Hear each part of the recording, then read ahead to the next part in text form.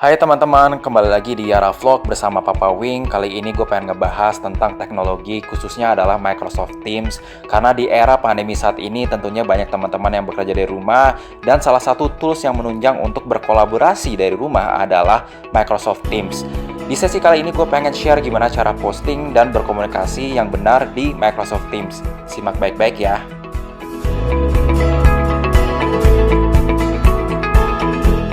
Oke, gue langsung aja tunjukin gimana caranya kita bisa ngepost di Teams. Pertama-tama, apabila teman-teman memiliki aplikasi Teams, bisa langsung klik aja. Jadi pastikan teman-teman mendownload aplikasi webnya di laptopnya teman-teman.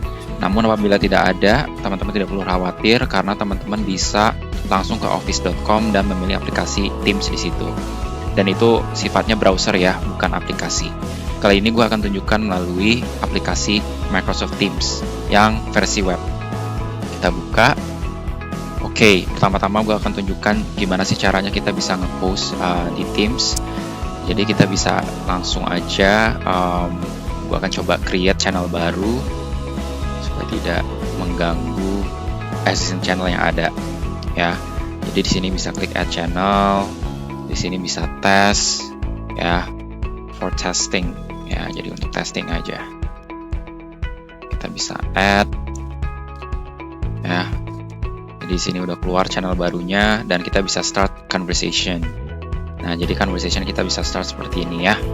Nah, ketika kita melakukan conversation, pastikan aja teman-teman mengklik new conversation. Ini menandakan ini adalah baru, ya, conversation baru.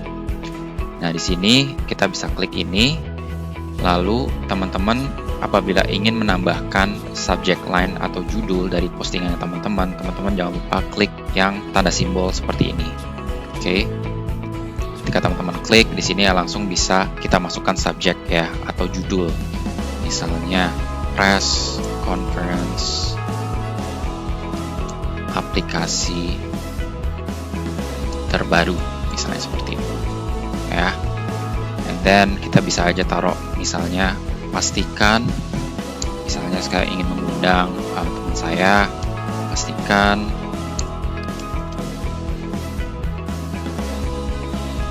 hadir di press conference tanggal 28 November 2020 secara virtual ya.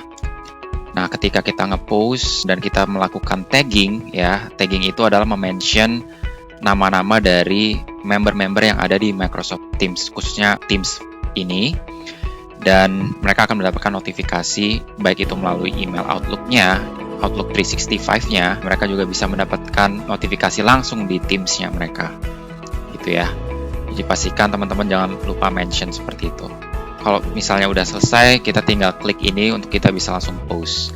Nah, sebelum saya post, mungkin kita bisa melakukan yang namanya announcement, ya. Jadi di sini ada announcement. Gunanya announcement adalah supaya lebih terlihat aja postingannya, ya. Dimana kita bisa menambahkan headline, misalnya press con penting, ya. Misalnya headline-nya seperti itu.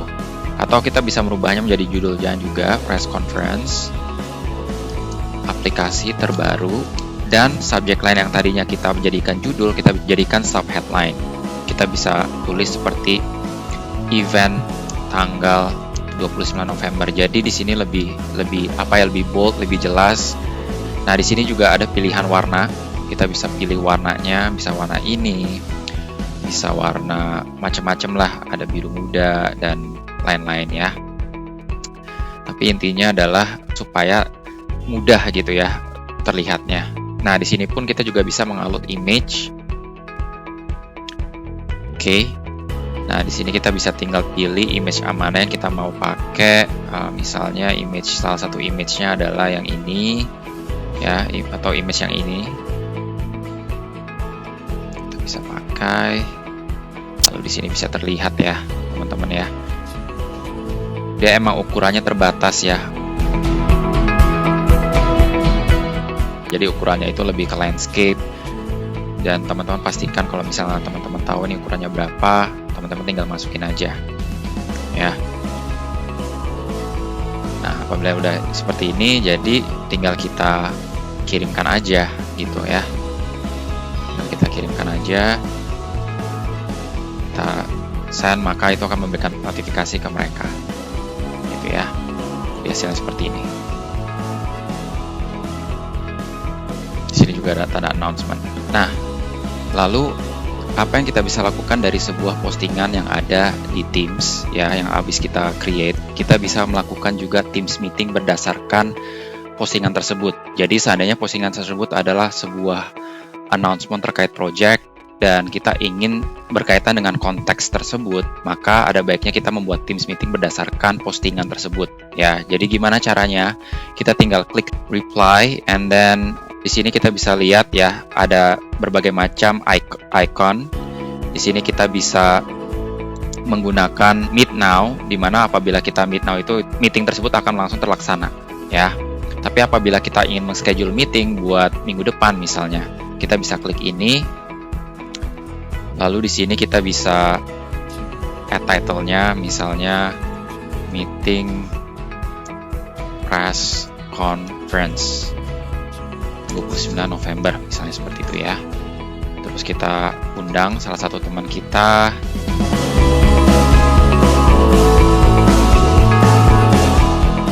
Dan di sini pun kita juga bisa lihat ya, kita mau di tanggal berapa, misalnya anggap aja tanggal 14 persiapan ya untuk press-con tersebut gitu.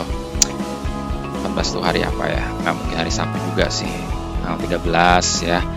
Nah, di sini terpampang bahwa semua member yang di dalam channel ini, di dalam channel test ini akan ter-invite secara otomatis ya, karena di sini kita include channelnya. Namun apabila saya ingin meng-invite 2 orang ini aja ya, jadi saya bisa menghilangkan channel tersebut ya. Jadi saya hilangkan channel tersebut. Jadi saya tinggal invite 2 ini. Namun apabila saya menghilangkan kedua orang ini dan saya ingin menginvite semua members, jadi tidak hanya 2 orang tersebut tapi semua members, yaitu misalnya saya memiliki 10 members di Teams ini, maka saya bisa add channel tersebut ya. Pastikan channel tersebut seperti misalnya bagian tes ya.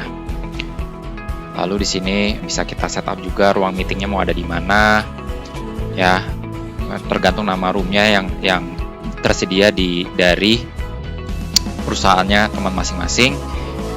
Dan di sini bisa ditaruh informasi lebih lanjut ya.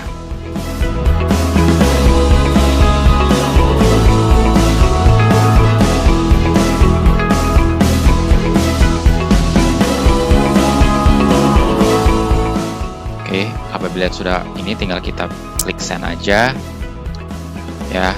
Coba kita klik send. Lalu di sini kita bisa cek ya di kalender kita, dan disinilah meeting tersebut ya. Apabila kita klik, kita bisa selalu edit ya.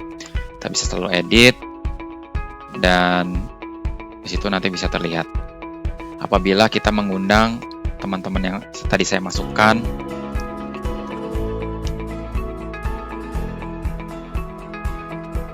maka nanti akan terlihat apakah mereka available atau tidak ya. Karena tadi kayaknya sepertinya udah ter-invite melalui channel. Jadi kalau misalnya saya invite jam segini, tandanya mereka kalau tentatif tidak available. Tapi kalau saya invite jam 10 free ya, mereka free, itu tandanya mereka available ya. Jadi sangat convenient ya mengundang melalui Microsoft Teams ini gitu ya. Selain itu, apalagi yang bisa dilakukan dengan memposting di Microsoft Teams? Kita lihat ya salah satu fiturnya. Misalnya saya ingin memposting terkait dengan mabar, saya ingin mengajak teman-teman saya yang semua ada di channel Teams ini untuk mabar di suatu lokasi. Misalnya, halo, misalnya saya kalau ingin memberikan notifikasi ke semua member yang ada di channel ini, kita bisa langsung tes ya. Jadi semua member yang ada di dalam tes ini akan mendapatkan notifikasi, halo tes tim. Oke, kalau misalnya saya post, itu akan memberikan notifikasi ke semuanya ya. Dan selain itu, apalagi sih yang kita bisa lakukan? Nah, di postingan kali ini kita bisa lihat ada berbagai macam fitur ya di sini ya. Di sini pun kita juga bisa melakukan checklist. Misalnya checklistnya pesan rendang 3, terus misalnya oke, misalnya seperti itu, dan kita bisa selalu add items atau kita cukup press enter di sini. Lalu kita klik next, dan oh ya, di sini harus mengisi nama checklistnya misalnya. Habis itu kita klik next. Nah, sebelum itu kita akan dihadapkan dengan halaman preview ya. Jadi kita bisa preview dulu, kita bisa lihat tampilannya seperti apa, kita bisa save changes. Kalau misalnya kita mau edit pun kita juga masih bisa ya, misalnya send dulu. Ya, jadinya seperti ini. Ya. Nah, habis itu kalau misalnya kita ada yang kelupaan, kita bisa langsung edit list ini. Kita bisa tambahkan pesan sayur 1 misalnya, save changes. Ya, maka di situ akan terrefresh dengan additional tambahan dari list yang kita inginkan gitu ya. Dan apabila ada yang mengisi ya, nanti di situ kita bisa lihat siapa yang mengisi ya. Save changes. Terus di sini kita bisa lihat ada yang mengisi satu of 4 items completed ya. Tandanya dari checklist yang kita ada tadi 4, kalau kita klik salah satu tandanya udah completed gitu. Jadi enaknya ini di sini kalau misalnya kita memiliki tim, kita ada ini ya, apa semacam daftar yang harus kita kerjakan. Dan itu di situ kita bisa selalu berkreasi, di mana kita bisa pakai nama orangnya, kita bisa pakai nama membernya, atau kita bisa pakai macam-macam lah di situ, dan mereka tinggal mencontrengin apabila kerjaan tersebut sudah selesai. Oke teman-teman, kalau suka dengan videonya dan menurut teman-teman video ini bermanfaat, maka jangan lupa untuk like, comment, dan subscribe. Oke, sampai jumpa di video berikutnya.